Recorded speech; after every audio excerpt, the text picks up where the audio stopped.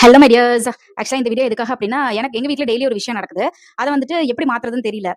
உங்க வீட்லயும் அப்படி நடக்குதா அப்படின்னு சொல்லிட்டு கமெண்ட் செக்ஷன்ல சொல்லுங்க. அப்படி நடக்குது அப்படின்னா, அதுக்கு என்ன சொல்யூஷன் நீங்க ஃபாலோ பண்றீங்க அப்படின்னு சொல்லிட்டு சொல்லுங்க.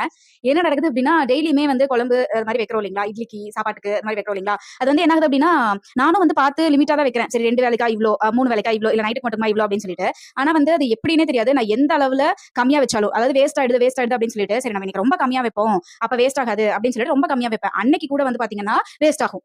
ஏன்னே தெரியாது. அதாவது அந்த கடைசியா ஊத்திக்கிறவங்களாவது என்ன பண்ணலாம்னா, சரி கொஞ்சம் கம்மியா தான் இருக்கு. நம்ம சேர்த்து ஊத்திக்கிட்டா அது வேஸ்ட் ஆகாதுன்னு நெனைக்கலாம். அதாவது ரொம்ப அதிகமா ஃபுட் இருந்துச்சு அப்டின்னா, அத அவங்கள சாப்பிடுங்கன்னு ஃபோர்ஸ் பண்றது தப்பு. பட் கொஞ்சமான அளவுல வந்து நம்ம வேஸ்ட் பண்றோம் அப்டின்னு தெரிஞ்சதுன்னா, அத சாப்பிடுறது தப்பு இல்லன்னு நான் நெனைக்கிறேன்.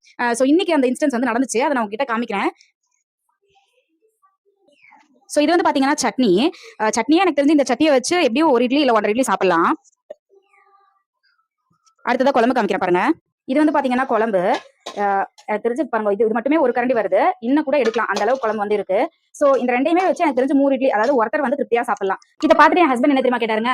"எவ இவ்ளோ கம்மியா குழம்பு வச்சிருக்க? கண்டிப்பா குழம்பு பத்தாது, சட்னியும் பத்தாது" அப்படின்னு கேட்டாரு. நான் சொன்னேன், "கண்டிப்பா இன்னைக்கு அது போதும்" அப்படின்னு சொன்னேன். மிச்சம் தான் ஆகும்னு சொன்னேன். அதே மாதிரியே ஆயிடுச்சுங்க. தயவு செஞ்சு இதுக்கு ஒரு சொல்யூஷன் தெரிஞ்சா என்கிட்ட வந்து கமெண்ட்ஸ்ல சொல்லுங்க. நானும் அத ஃபாலோ பண்ணி நான் வந்து இந்த மாதிரி வேஸ்ட்கள வந்து குறைச்சுப்பேன். இல்ல இதெல்லாம் வந்துட்டு சட்டத்துல இருந்து மாத்தவே முடியாதுடா. ஒரு குடும்பம் இருந்தா அதெல்லாம் நடந்து தான் தீரும் அப்படின்னாலும் கமெண்ட்ல சொல்லுங்க. ஒரு ஆறுதலுக்காக. Tata bye.